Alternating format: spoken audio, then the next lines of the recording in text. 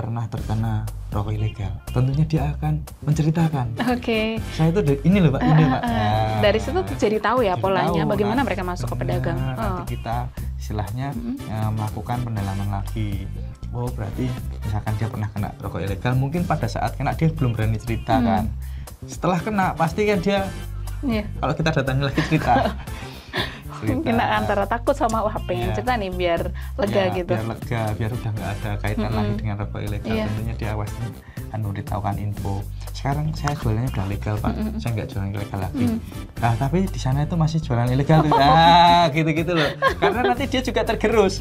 Dia kalau saya nggak jualan ilegal, kamu jangan jualan ilegal. Kalau nggak saya nggak untung. Gitu loh. Dia lebih ke situ. Jadi peran aktif masyarakat itu juga kita butuhkan karena sangat penting dari ya, informasi masyarakat sendiri yang melaporkan ke kita itu kami ada database yang nanti ke depannya akan dilakukan pendalaman oleh Satpol PP.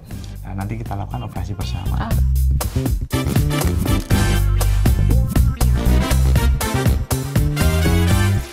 Halo, selamat pagi Sobat Expos Indonesia. Senang sekali saya Ika Yuniati kembali membersamai rekan-rekan semuanya dalam program podcast interaktif Solo Pos Media Group. Hari ini kami kembali kedatangan Bea Cukai Surakarta dan kali ini bersama dengan Pemkab Karanganyar. Dan kita akan membahas sesuatu yang penting, pasti penting ya kalau kita bersama dengan Bea Cukai Surakarta.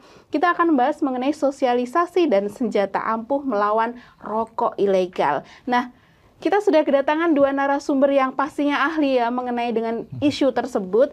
Ada Humas Bea Cukai Surakarta, ada Mbak Abigail Shelin atau Mbak Abi. Halo, selamat pagi Mbak Abi. Selamat pagi. Sehat ya Mbak? Sehat. Sehat, alhamdulillah. Dan di sampingnya rekan-rekan semuanya pasti sudah hafal dan sering nih ya mendengar wejangan dari beliau. Beliau adalah Mas Dion Chandrawardana, bagian Humas Bea Cukai Surakarta juga. Selamat pagi Mas Dion. Selamat pagi Mbak Ika. Sehat ya Mas? Sobat Solo Pos semua. Ya, Sobat Solo Pos. Alhamdulillah kita sehat dan kembali lagi di studio kami membahas sesuatu yang penting mengenai rokok ilegal. Karena memang harus selalu kita sampaikan ya Mas ya, bahaya rokok ilegal ini bagi konsumen maupun yang menjual gitu. Nah, berkaitan dengan itu, kita pasti sering dengar nih yang berkaitan dengan DBHCHT atau dana bagi hasil cukai hasil tembakau. Nah, banyak yang penasaran Mas, itu pentingnya bagi masyarakat apa sih? Nah, oke, ini langsung saya jawab ya. Jadi kita sudah berulang kali mensosialisasikan terkait dana DBHCHT. Namun tidak afdol kalau kita tidak ulangin lagi. Karena apa? Memang manfaat dari sosialisasi ini adalah untuk memang memberikan pengertian kepada masyarakat, narasi-narasi yang kita tahu sekali bahwa di luar itu belum banyak yang tahu sebenarnya DBHCHT. Tahunya cuman harga rokok naik seperti itu. Namun di balik naiknya harga rokok itu ada tersimpan dana DBHCHT yang dimana dana tersebut adalah dana transfer fiskal memang dari pemerintah pusat dari dana cukai yang kita peroleh dari Bea Cukai. Tentunya Bea Cukai memungut cukai menggunakan kayak metode pelunasan pita cukai yang nanti masuk ke negara. Nah nanti dari dana total tersebut nanti akan ada disisihkan untuk dana bagi hasil cukai hasil tembakau. Yang dimana dana bagi hasil ini memang peruntukannya untuk ada segmentasinya Mbak. Yang pertama untuk kesehatan itu 40%. Kemudian yang 50%-nya tentunya untuk kesejahteraan masyarakat. Yang dimana ini sangat penting sekali. Kemudian yang 10%-nya kita gunakan kembali untuk pengawasan. Jadi dana untuk pengawasan ini untuk apa? Untuk mengawasi adanya peredaran rokok ilegal. Dan juga untuk sosialisasi terhadap tadi rokok-rokok, ciri-ciri rokok ilegal seperti saat ini yang kita lakukan podcast ini salah satunya adalah 10% dari dana DBHCHT seperti itu Mbak. Nah sehingga nanti ke depan masyarakat kalau sudah kita istilahnya booming terkait sosialisasi, terkait podcast, terkait radio dan juga konten-konten tentunya di Instagram dan juga media sosial, kita harap bahwa masyarakat tuh paham kenapa kemarin itu pemerintah menaikkan harga rokok. Karena memang kita Bea Cukai sebagai community protector memang tugasnya untuk menyeimbangkan Mbak antara perokok dan juga manfaat dan juga akibat. Nah, karena kalau ada yang merokok, tentunya ada yang diakibatkan. Kita semua tahu rokok ada dampak negatifnya, makanya terkena cukai. Nah, di mana dampak negatif itu yang terkena siapa?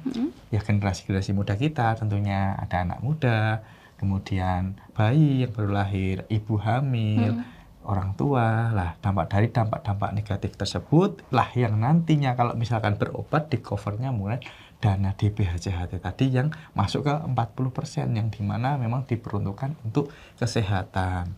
Nah, kita tahu dulunya Mbak ya, kalau kita lihat puskesmas kan males ya.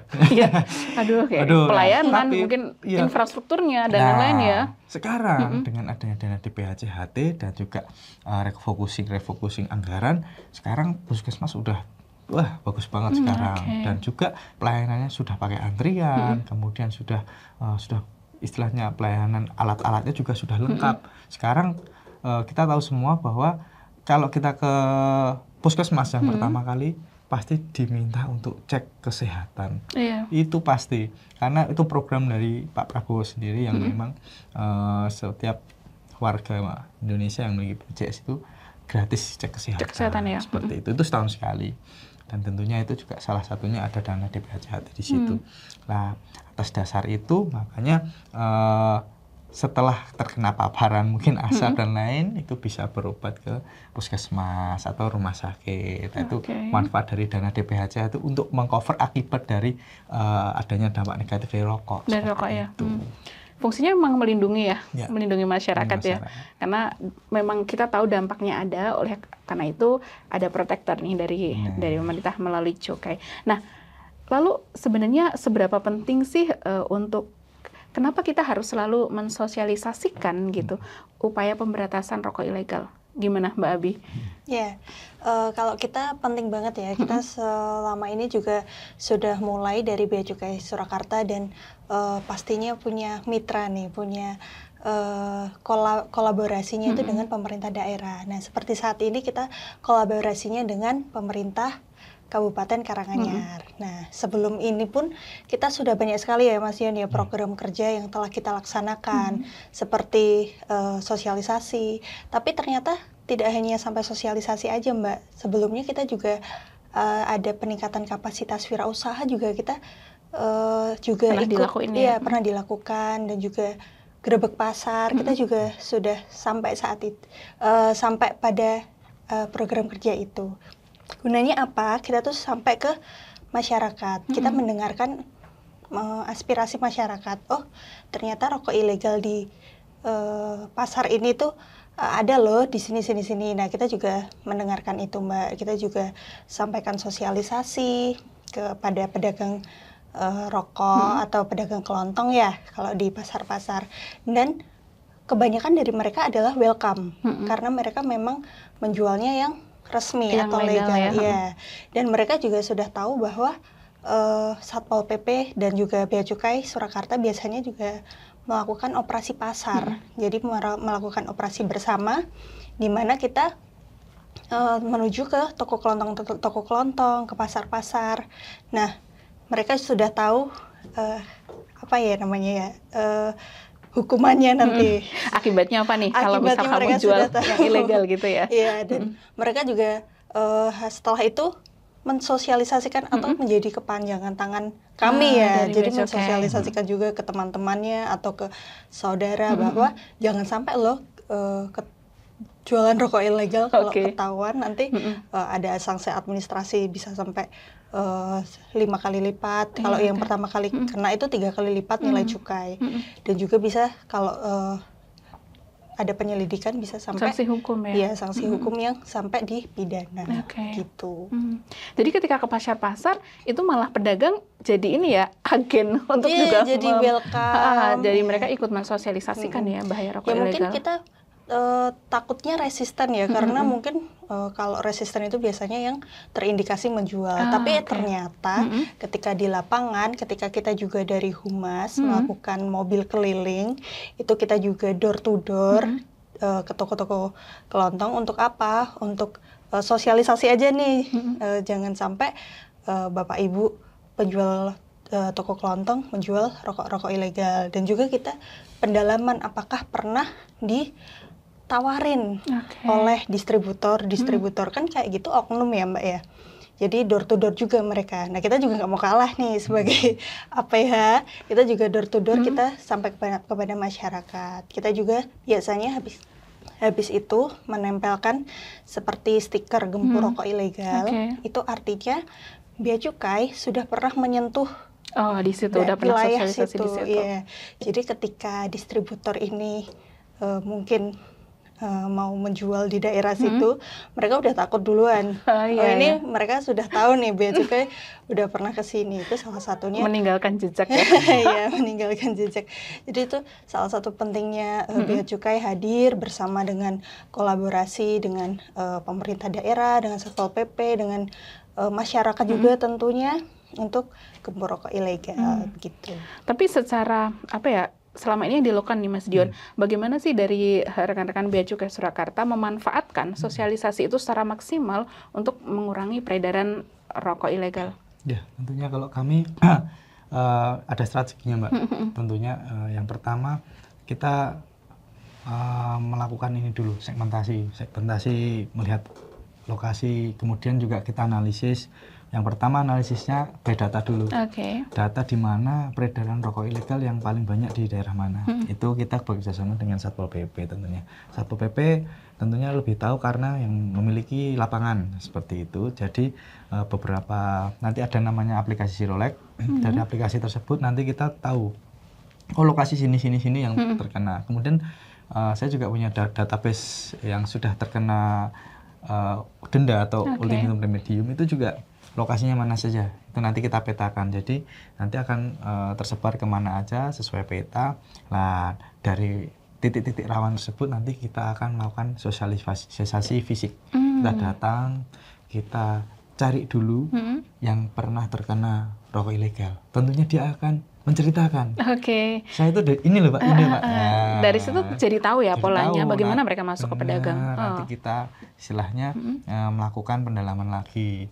Oh berarti misalkan dia pernah kena rokok ilegal, mungkin pada saat kena dia belum berani cerita kan. Setelah kena pasti kan dia, kalau kita datangi lagi cerita. Mungkin antara takut sama pengen cerita nih biar lega gitu. Biar lega, biar udah nggak ada kaitan lagi dengan rokok ilegal. Tentunya dia pasti akan memberitahukan info. Sekarang saya jualannya udah legal Pak, saya nggak jualan ilegal lagi. Nah, tapi di sana itu masih jualan ilegal tuh.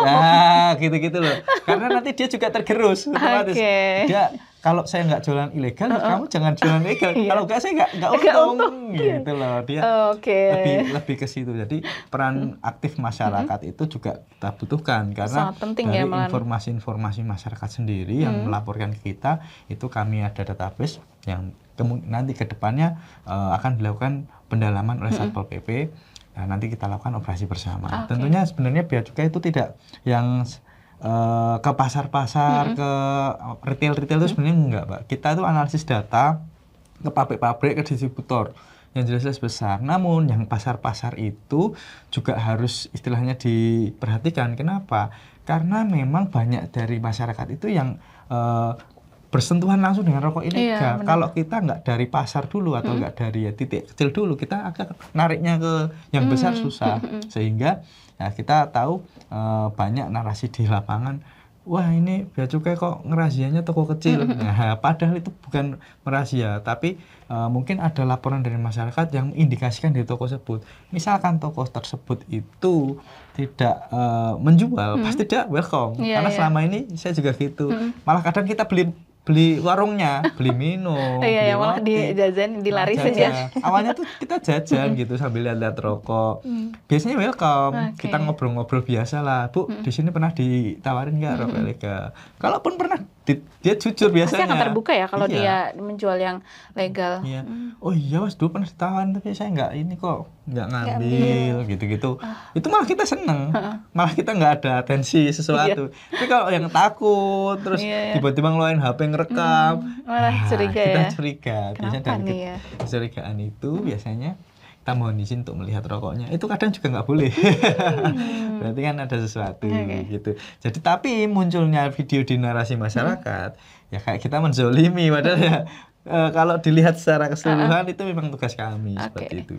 Jadi sudah ada pemetaan ya sebenarnya, tidak langsung turun jelek, dan kalaupun turun ke lapangan karena ada tadi ada laporan dan lainnya, dan itu ternyata perlu karena biar ketika masyarakat, ketika penjual itu juga dikasih tahu, minimal produsen juga tahu bahwa penjual menolak. Kalau hanya produsen penjualnya masih nerima kan mereka akan tetap ini ya. Kalau pasarnya banyak itu tetap akan memproduksi. Dari tadi warung tadi tidak menolak, otomatis kan produsennya akan dirugikan. Benar. Kalau produsen tahu bahwa pedagang kecil aja sudah menolak otomatis kan produsen akan memikirkan strategi.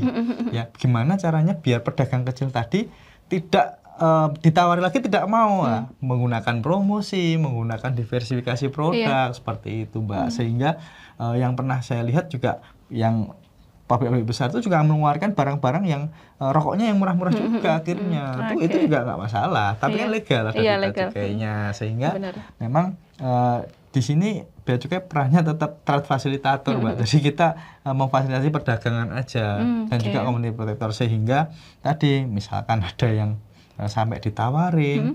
Lah kalau ada yang sempat ngambil, biasanya kita tanya dari mana ngambilnya. Gitu. Tapi sekarang udah nggak ngambil lagi yo. Oke, kita akui kejujurannya gitu. Karena selama tidak ada barang bukti kan juga tidak mungkin bisa ini ya. Udah lama Pak, udah 5 tahun yang lalu ya, itu juga ada juga seperti itu. Jadi narasinya bukan menzolimi pedagang kecil ya. Bukan. Terus juga gini, kalau menzolimi itu kan ya ada kekerasan ya Pak. Kita cuma lihat rokok. Mohon izin, ada surat tugas, kita lihat. Misal ada rokok kan juga kita ambil rokoknya, kita sita, kita kasih istilahnya hitung-hitungan, kan ada terkena denda 3 kali lipat, tentu dari hasil temuan. Itu juga istilahnya kita tunjukkan, Ibu dengan barang bukti ini terkena denda 3 kali lipat. Itu biar tidak terkena pidananya gitu. Ya kalau misalkan itu dibayar juga sudah clean, udah aman. Toh juga dia dapat rokok ilegalnya itu dititipi, tidak ada modalnya. Dia sebenarnya tidak rugi ya, cuman khawatir mungkin ya. Mungkin khawatir untuk dipidana tadi makanya biasanya merekam dan sebagainya. Jadi mungkin teman-teman pedagang yang ada di rumah kalau khawatir dan ragu, jadi solusinya adalah jangan jualan rokok ilegal. Itu yang utama. Itu yang utama. Tidak usah coba-coba. Tidak usah coba-coba ya, karena itu tidak untuk dicoba ya teman-teman. Tapi dari tadi kan kita bahas terus ya rokok ilegal. Kemudian kenapa pedagang itu selalu disosialisasiin jangan jual rokok ilegal gitu. Sebenarnya dampak rokok ilegal ini terhadap penerimaan negara itu seperti apa sih Mas? Dan juga mungkin dampaknya terhadap industri rokok legal. Iya, tentunya dampaknya kalau saya bilang ya besar ya Mbak ya. Karena apa? Sebesar apa gitu? Kalau dari rokok ilegal ini tidak kita berantas, nanti muncul rokok-rokok ilegal lagi yang lebih kecil seperti itu. Nanti skala dari kecil nanti sampai sukses. Nanti kalau sudah sukses, wah, dia akan melakukan diversifikasi produk. Belum tentu rokok yang lain. Nanti kalau ternyata ada yang rokoknya ditambahin zat-zat tertentu yang bikin istilahnya nge-fly atau gimana kan kita nggak tahu. Dan itu membahayakan juga. Makanya dari awal kita langsung dari retail kecil itu makanya kita awasi seperti ini. Bukan karena kita mau menzolimi masyarakat seperti apa, tapi ini juga sebagai perlindungan bagi masyarakat sendiri. Kalau nggak kita tegakkan, nanti kasihan pedagang-pedagang yang sudah berjualan legal tentunya yang pertama. Dan yang kedua, memang kalau ini tidak kita tegakkan, otomatis omset dari pabrik rokok itu berkurang. Dan dampaknya apa kalau omset berkurang? Dia penyerapan tembakau di petani akan berkurang. Nah, nanti petani juga lebih kasihan lagi gitu. Harganya nggak bisa naik gitu loh. Kalau dia bisa nyuplai banyak, otomatis harganya kan bisa lebih tinggi seperti itu. Jadi dampaknya ini bukan perkara membela perusahaan besar yang legal ya, tapi lebih luas lagi ketika itu ilegal terus banyak, nanti dampak ke masyarakat nggak ada dana bagi hasil cukai tadi, dan itu dana kesehatannya jadi berkurang, petani juga dirugikan, jadi dampaknya cukup besar ya ternyata ya Mas. Dampaknya sistemik Mbak, kalaupun nanti misalkan tadi keuntungan petani sedikit, otomatis tadi kan dari pabrik tidak bisa menjual, dana DBH kan turun, lah bantuan untuk petani juga turun lagi gitu, belum lagi pabrik juga kena nanti misalkan pekerjanya itu tidak mendapatkan BLT jadinya kan sangat implikasi sekali. Itu putarannya harus kita jaga gitu. Makanya yang rokok-rokok ilegal ini sampai sekarang itu semakin setahun kita nangkepnya semakin banyak. Kenapa kok makin banyak? Apakah tidak efektif? Malah efektif. Kenapa? Karena kita mensosialisasikannya juga banyak. Jadi masyarakat lebih paham sehingga lebih banyak laporan lagi, Mbak. Kalau dulu kita agak susah, masyarakat masih takut-takut melaporkan. Takutnya apa? Ya kayak tadi, wah saya jualan legal. Tetangga saya jualan ilegal. Kalau saya lapor nanti saya nggak enak sama tetangga. Padahal dia nggak laku tadi dia. Banyak kan tahun-tahun sebelumnya itu seperti itu. Sekarang dengan adanya sosialisasi yang masif sehingga dia juga dia nggak mikirin saya, kenapa saya mikirin seperti itu. Jadi ada mind blow yang memang terjadi di sini di masyarakat sehingga masyarakat lebih concern bahwa memang rokok ilegal itu untuk dihindari, tidak seperti itu. Jadi banyak laporan, banyak penindakan karena justru banyak yang aware ya, bukan karena terus bertambah. Nah, sekarang kalau peran dari DPHCHT gitu, Mbak Abi, apa sih perannya dalam mendukung sosialisasi gempur rokok ilegal ini? Iya, jadi DPHCHT untuk Kabupaten Karanganyar sendiri ya, untuk tahun ini tuh mendapatkan nilai yang fantastis loh Mbak, 20 miliar lebih. Nah itu tadi udah diceritain Mas Dion, jadi dibagi ya untuk ada persenannya. Jadi 50% ada kesehatan masyarakat, terus 40% ada kesejahteraan. Lalu kita di penegakan hukum, sosialisasi itu masuk ke 10%. Nah 10% ini implementasinya apa aja sih? Ada sosialisasi, ada juga operasi bersama, terus juga ada publikasi yang podcast atau media jaringan seperti ini, itu kita ambilnya dari situ.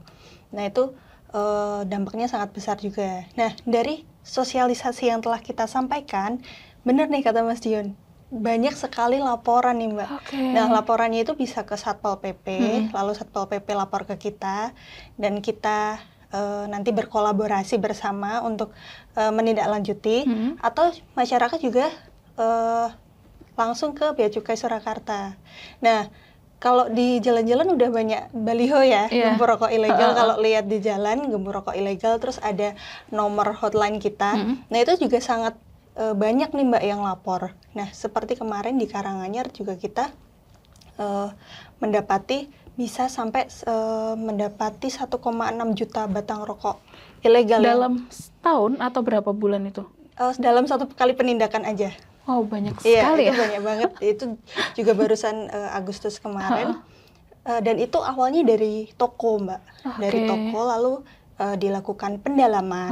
Pendalaman, dan akhirnya sampai ke gudangnya. Nah, benar nih. Jadi memang awalnya itu memang dari yang kecil dulu. Lalu terbuka hulu ke hilirnya ya. Jadi kita sampai ke tempat penyimpanan gudangnya rokok ilegal itu dan menghasilkan 1,6 juta batang rokok ilegal yang berhasil diselamatkan. Potensi kerugian negaranya juga nggak main-main, bisa sampai miliaran. Nah itu salah satu hasil dari masyarakat juga sendiri, kita juga ditindaklanjuti oleh Bea Cukai gitu. Jadi peran masyarakat sangat penting ya Mbak ya. Dan hampir tiap hari loh selalu ada. Jadi awareness-nya itu sudah berbeda. Mungkin tahun-tahun lalu orang takut. Udah sekarang udah di baliho-baliho udah tersedia nih hotline-nya. Jadi ya sudah kita bisa laporkan. Dan untuk masyarakat tenang aja kalau lapor, kita tuh menjaga kerahasiaan. Jadi kita jadi kita nggak mungkin nyampe sana, ini info dari Pak ini. Ternyata tetangganya sendiri itu kan nggak enak ya, kita di Jawa Tengah, di Solo Raya kan masih menjaga kerukunan warga, guyup gitu ya di Jawa. Jadi nggak mungkin nih kita melakukan pendalaman, kita melakukan masuk ke lapangan, terus kita tiba-tiba ngomong ini laporan dari bawah ini, ya nggak mungkin. Jadi kita sangat jaga kerahasiaan pelapor begitu. Jadi masyarakat yang mungkin tahu adanya rokok ilegal disarankan untuk melapor ya, baik ke Satpol PP atau ke Bea Cukai Surakarta atau ke hotline-nya ya. Ada, nanti kita akan sampaikan. Nanti boleh tulis di tekstin ya. Oh iya. Teksio ini. Editor. Editor tolong ya. Itu jadi masyarakat perannya sangat penting karena justru itu adalah sumbernya, mungkin sumber dari informasi. Saya itu akan ditindak sampai tadi ada 1,7 juta ya. 1,6 juta 1,6 juta batang. Itu kalau di kerugian negara kira-kira sekitar berapa tuh, Mbak? Udah miliaran ya itu miliaran ya. Dan miliaran itu sebenarnya bisa dimanfaatkan untuk tadi dana sosial, masuk kesehatan ke DBHJHT, gitu ya. Betul. Satu batangnya tuh 1.300 rupiah. SKM dikalikan. Ya kalau SKM. Ya, 1000 aja. 1000 aja, misal berarti ada ratusan miliar, Mbak. Ratusan miliar dan akhirnya dana untuk kita jadi hilang gitu ketika terus membiarkan rokok ilegal itu bertebaran. Nah, tapi di lapangan gitu, Mas, tantangannya seperti apa sih? Kayaknya kok susah-susah gampang gitu ya. Tentunya kalau kita bicara tantangan itu yang pertama pasti adalah kesadaran masyarakat. Kenapa kesadaran masyarakat? Karena kita tahu sekali banyak sekali yang protes terkait kenaikan harga rokok. Kenapa kok protes? Ya karena tidak mampu membeli, ya kan, tidak mampu membeli rokok yang memang semakin naik seperti itu. Namun sebenarnya kalau kita melihat ada produk-produk yang sudah diberikan harga yang lebih murah seperti kayak tadi rokok-rokok UMKM yang harganya mirip dengan rokok ilegal. Misalnya rokok ilegal harganya 10.000, rokok UMKM pun sama harganya 10.000 dan itu lebih legal. Jadi itu sebenarnya kita bicara tentang pilihan, monggo. Kalau dirasa tidak mampu membeli yang agak mahal ya nanti bisa yang produk lain yang mungkin baru viral, kalau rokok baru kan biasanya lebih murah tuh, Mbak. Daripada rokok yang udah terkenal seperti daripada itu. yang udah lama ya. Ya, tentunya yang pertama kesadaran masyarakat itu. Sehingga keterbatasan akses informasi ini yang memang menjadi kendala. Contohnya nih, kita tahu sih Solo Raya ada yang di gunung, ada yang di laut, ya kan? Ya dan di pesisir pantai itu terkait akses informasi itu agak susah, makanya kita ada namanya siaran radio yang dimana sinyalnya bisa sampai sana ya, sedekat pesisir pantai. Karena apa? Sinyal HP susah di sana, jadi kaitan kita pengawasannya pun agak susah karena di sana tuh jarang istilahnya didatangi, sehingga beberapa kali titik rawan di atas gunung dan juga di pesisir pantai itu banyak sekali titik rawannya, sehingga beberapa kali kami menangkap lah di daerah sana itu malah menjadi istilahnya lewat lah sasaran juga karena jauh dari kota ya. Benar sekali. Karena kalau di kota malah jualan agak susah kan, orang kota malah pilihnya rokok-rokok yang memang sudah terkenal. Ketongkrongan bawa rokok yang ilegal ketawa gitu. Aduh, di kota tuh kayak enggak hanya untuk hidup tapi gaya hidup ya. Rokokmu apa? Wah, gitu. Diketawain. Nah, itu makanya beralihnya ke memang sasarannya rokok ilegal itu masyarakat yang memang yang penting rokok itu bisa istilahnya karena ada budaya di sini, budaya masyarakat, sehingga demand-nya tinggi dan daya beli masyarakat yang melemah itu, Mbak, yang memang banyak sekali tantangannya. Makanya dari kita selalu menggaungkan rokok-rokok UMKM. Kenapa? Rokok UMKM ini juga yang buat ya tetangga-tetangga kita sendiri, sehingga kalau dibeli otomatis tetangga juga akan istilahnya bisa maju industrinya segitu, Mbak. Jadi malah tantangannya di pinggiran ya, Mas ya, karena pengawasannya juga jauh. Dan Bea Cukai Surakarta sosialisasinya semaksimal itu sampai radio biar sinyalnya sampai ke daerah pelosok. Tapi pengawasannya jadi jauh ya. Jadi kami lihat dari secara efektivitas radio itu ternyata banyak yang ngantri untuk hotline. Malahan pada saat kita siaran banyak yang nanya karena mereka gue baru tahu ya kayak gini gitu. Banyak sekali itu dari radio itu yang kita malah ternyata di sana akses informasi internet susah gitu loh. Walaupun mungkin kalau yang generasinya mungkin ya anak muda masih bisa akses ya. Tapi kalau yang generasi tua kan otomatis radio menjadi istilahnya andalan sambil macul atau sambil iya kan bertanam, rokokan gitu, ngambil ngobrol. Jadi yang dirokok pun akhirnya kan paham, berarti rokoknya apa gitu. Karena sebenarnya masyarakat tuh juga aware terhadap kesehatannya. Banyak yang nanya kandungan rokok, terus batas-batas standarnya gimana, gitu banyak yang tanya ke kita. Walaupun sebenarnya bukan wewenang kita untuk menjelaskan secara kadar tadi rokok karena itu kewenangan dari dinas kesehatan. Iya. Seperti itu. Beda kewenangan tapi tetap biasanya tetap kolaborasi mungkin ya Mas ya. Kalau tadi kita bicara soal bagaimana efektivitas sosialisasi ini terhadap para pedagang dan lainnya.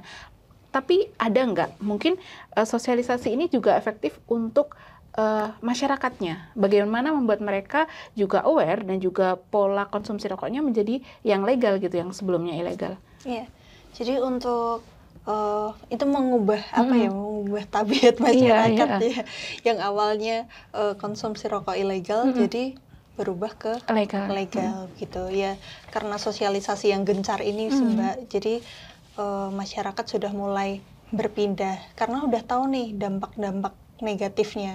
Jadi mereka sudah tahu bahwa sebenarnya rokok yang resmi pun sebenarnya kan merugikan kesehatan ya.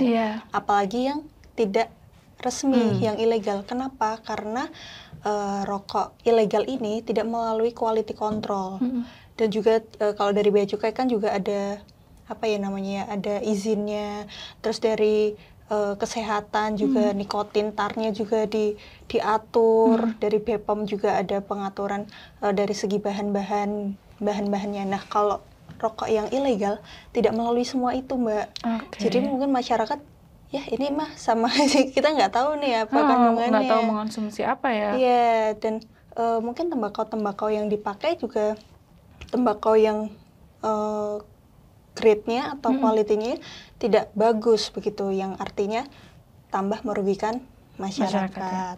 Dan juga sudah mulai tahu nih masyarakat rokok ilegal tuh ternyata bukan yang polos aja loh.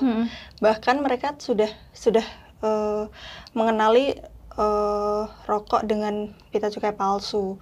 Kok warnanya pudar ya? Kok hologramnya tidak menyala ya? Kok tidak ada serat-seratnya ya?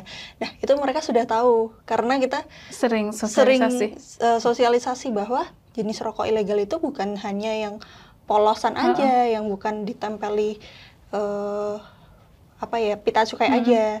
Nah, mereka sudah mulai bisa membedakan. Oh, ternyata rokok yang pita cukainya pudar, hologramnya tidak menyala, ini masuk kategori rokok ilegal. Terus pita cukainya mungkin tidak rapi dipasangnya dengan beberapa sobekan. Oh, ini masuk ke kategori rokok ilegal dengan pita cukai bekas. Nah, itu mereka sudah tahu juga nih. Nah, ada yang lebih expert lagi, itu kemarin kita pendalaman juga ke masyarakat, juga masyarakat tuh tahu, Mbak ini isinya 20, tapi pita cukainya 12. Nah, ini masuk rokok ilegal kan gitu. Oh, ya udah tahu ini. Berarti keren sekali ya, masyarakat sudah mulai paham gitu. Iya, ilmu-ilmu tentang kategori rokok ilegal tuh sudah sampai ke mereka. Jadi mereka sudah mulai aware dengan membeli rokok-rokok di warung, sudah dicocokkan nih, isinya 20, pita cukainya 20, oh ya ini resmi ini hologramnya sesuai. Soalnya kalau pita cukai itu dicetaknya oleh peruri Mbak. Jadi kita punya sistem keamanan yang seperti uang, beda dengan perangko gitu-gitu kan. Ada ada fitur keamanannya. Jadi ketika disinari dengan UV itu ada serat-seratnya.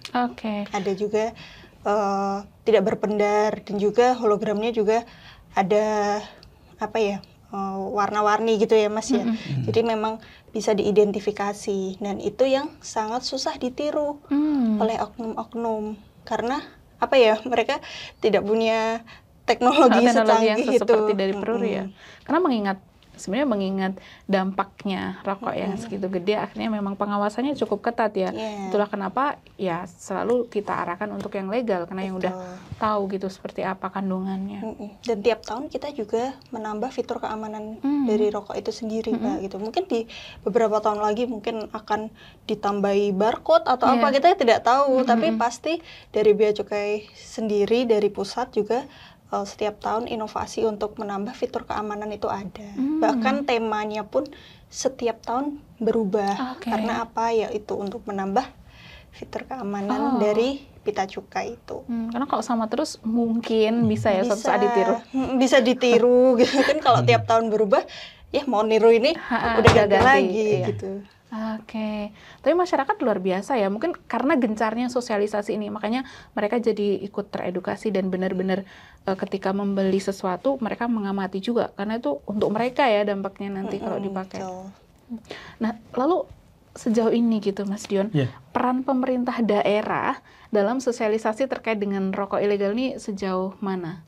Tentunya pemerintah daerah ini sebagai kontributor yang pertama dan juga sebagai peran penting dalam menjalankan program-program yang ada di masyarakat. Karena tanpa pemerintah daerah kita juga dari Bea Cukai tidak ada akses seperti itu, sehingga dana DPHJHT langsung dicairkan ke rekening pemerintah daerah yang dimana nantinya pemerintah daerah akan membuat rancangan kegiatan, program apapun saja itu nanti kemudian dibahas bersama Bea Cukai dan provinsi, sehingga nanti setelah pembahasan kegiatan dan juga anggaran baru dipetakan ini nanti buat program ini dan nanti dibagikan ke OPD atau dinas-dinas yang memang membawahi seperti dinas kesehatan, dinas sosial, dinas tenaga kerja, kemudian Satpol PP, dinas informasi dan juga komunikasi, kemudian juga ada juga dinas kebudayaan. Jadi beberapa dinas itu yang nanti mendapatkan anggaran akan melakukan program kerja.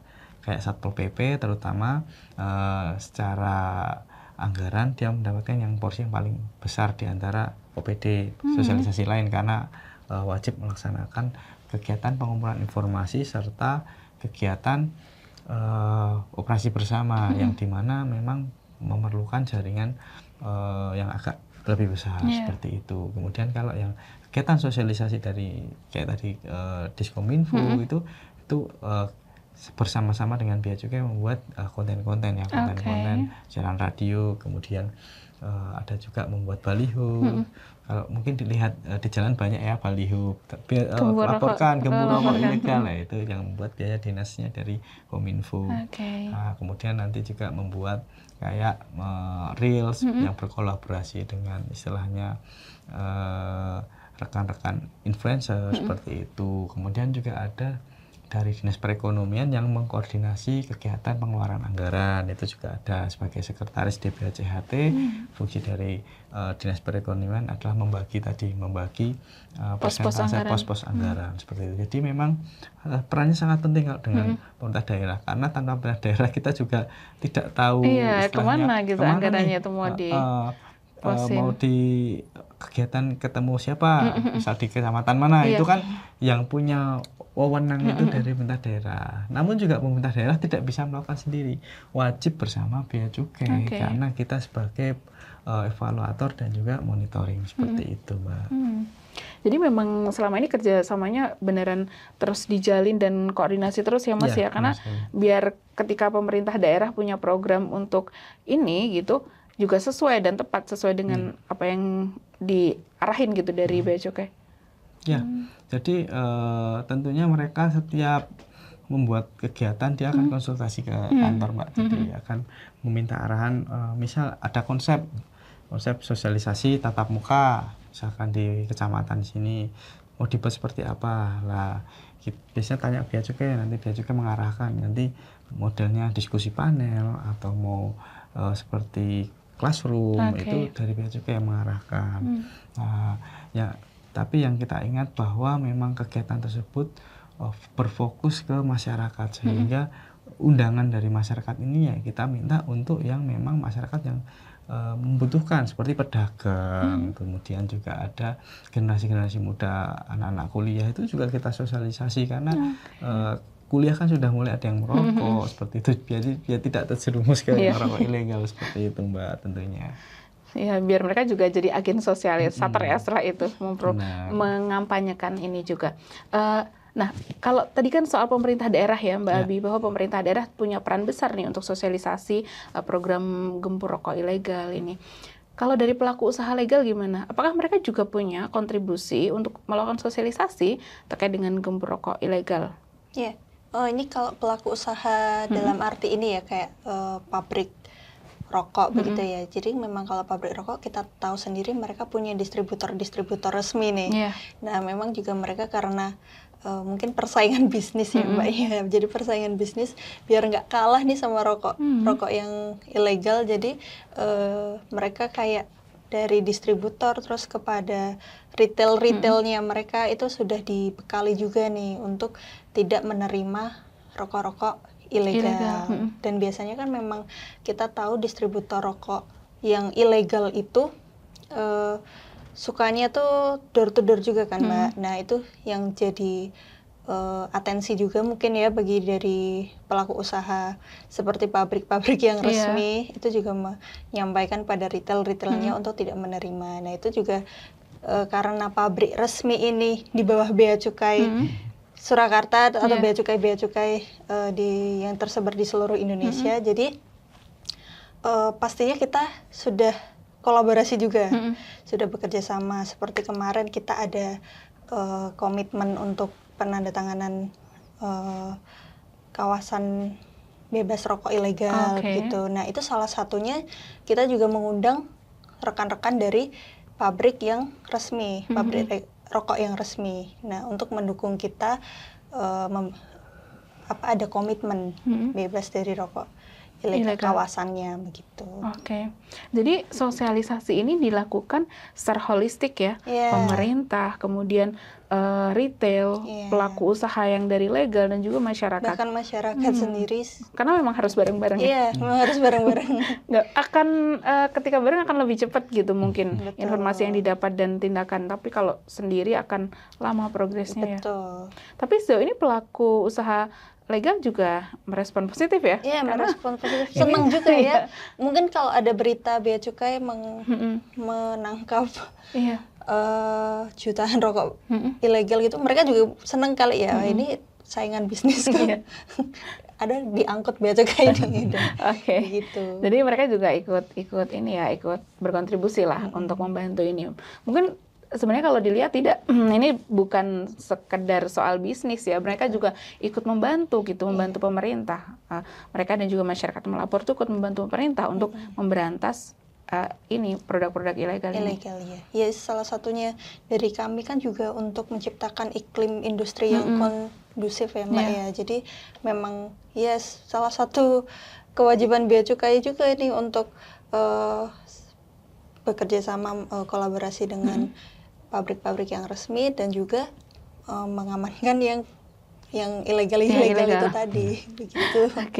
Nah, tapi saya penasaran, tadi tuh Mas Dion kan sempat bilang juga ya bahwa sebenarnya ada loh UMKM yang menjual rokok murah gitu. Kalau teman-teman misal memang daya belinya waktu itu masih rendah gitu, masih uangnya tinggal segini nih gitu. Ada juga ya? Ada Mbak, jadi di Selora sendiri itu tidak semuanya pabrik besar. Tentunya ada pabrik rumah juga ada, pabrik yang agak besar juga ada. Sehingga mereka kalau yang awal-awal berdiri pabriknya dan produksinya itu masih sedikit, itu biasanya terkena cukai yang golongannya rendah, golongan 3 seperti itu. Sehingga harga jualnya itu bisa bersaing dengan yang golongan 1 atau golongan yang rokok-rokok terkenal. Nah, kalau yang memang masyarakat mampu, biasanya tidak melihat harga kan, melihat rokok yang beli gitu. Tapi kalau yang masyarakat memang istilahnya menengah ke bawah, dia akan lihat harga sehingga bisa memilih tadi rokok-rokok UMKM. Karena kita sudah mulai gampang dapatnya. Kalau dulu kan rokok UMKM itu jualnya juga nggak di Seloranya, jualnya ya misalkan di Kalimantan, Papua itu. Jadi mereka mencari sasaran-sasaran yang memang belum terkenal rokok gitu. Tapi sekarang dengan adanya toko-toko retail, ya kita tahu sendiri banyak sekali toko retail itu ada tulisannya produk UMKM dan itu menjual tadi rokok-rokok yang memang termasuk UMKM daerah Solo sendiri juga ada. Jadi ada ya, artinya ada solusi juga gitu ya Mbak Abi, bahwa ketika memang masyarakat bisa membeli dengan harga mungkin di bawah 20 dan naiknya ada ini produk UMKM. Tapi ada juga satu yang saya juga penasaran, banyak banget ternyata kan pabrik atau produsen yang memproduksi rokok ilegal. Nah, untuk mendaftar Bea Cukai dan mendaftar sebagai perusahaan resmi itu apa sesulit itu sih gitu? Gimana tuh? Jadi sebenarnya untuk mendapatkan izin NPPKJ itu mudah sekali Mbak, sehingga mungkin yang pertama kita harus dengan kolaborasi pemerintah daerah, kita daftar ke Mall Pelayanan Publik atau DPT MSP. Itu sehari jadi sebenarnya. Datang aja, terus itu pakai namanya NPWP perorangan juga bisa, atau PT juga bisa, silahkan. Nanti setelah mendapatkan NIB, langsung aja dibawa ke kantor Bea Cukai Surakarta.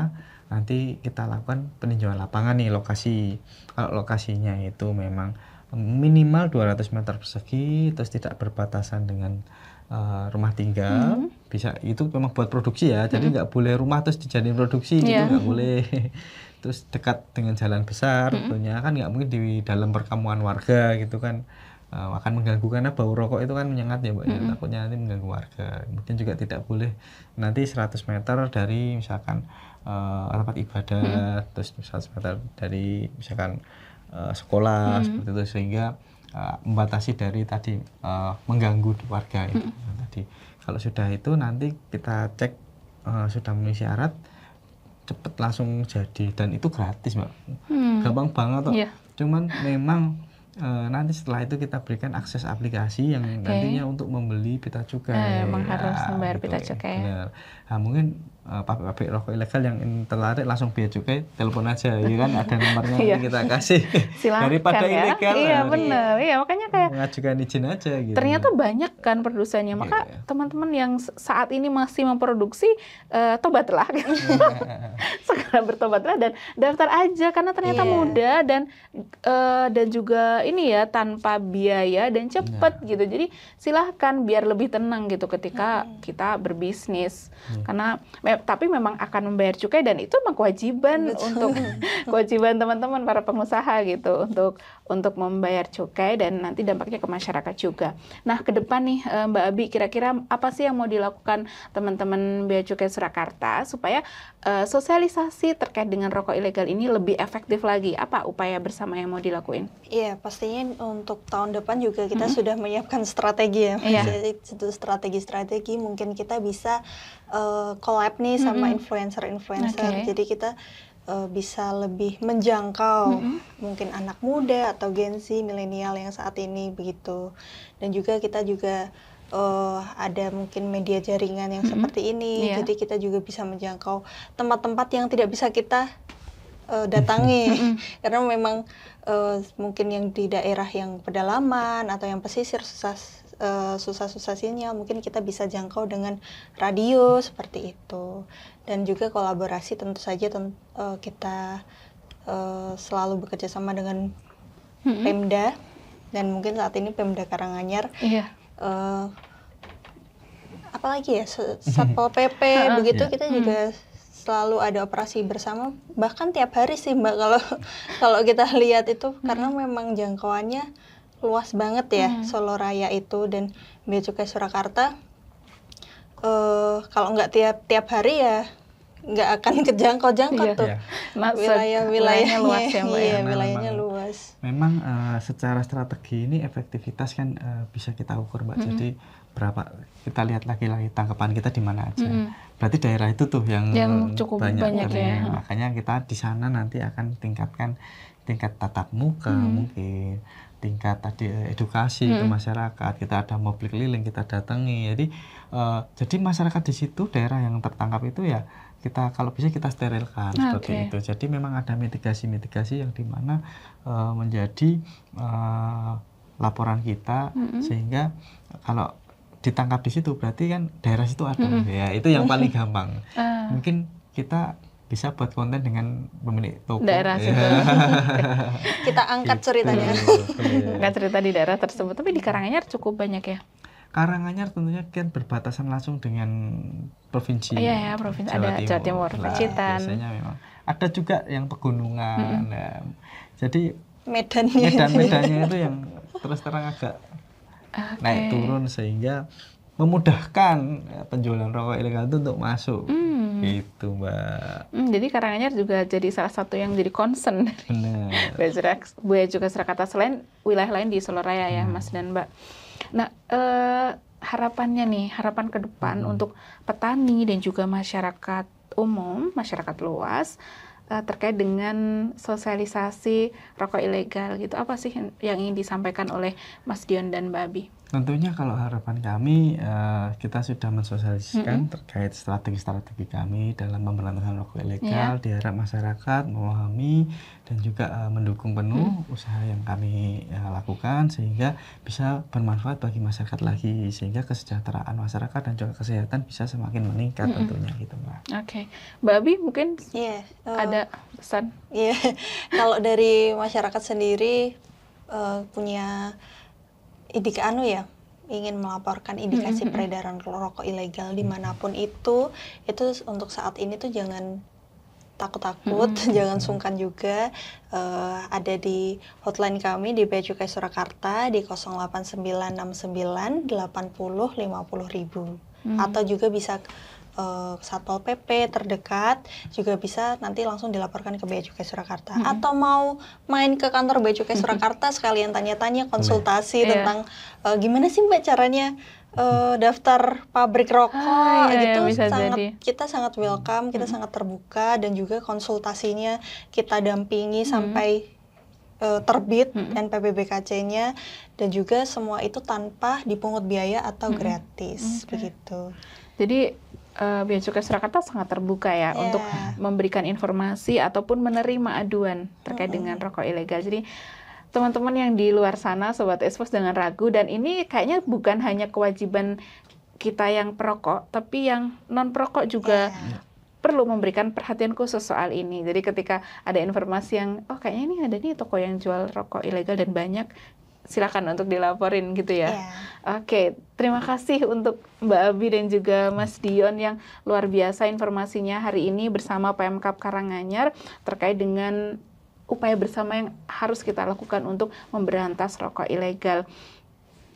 Kita akan bertemu lagi dengan program-program selanjutnya bersama Bea Cukai Surakarta. Jadi Sobat Expos, jangan lupa untuk tunggu podcast kami selanjutnya. Terima kasih sudah bersama kami selama 1 jam lebih. Sekian dari saya. Wassalamualaikum warahmatullahi wabarakatuh. Dadah.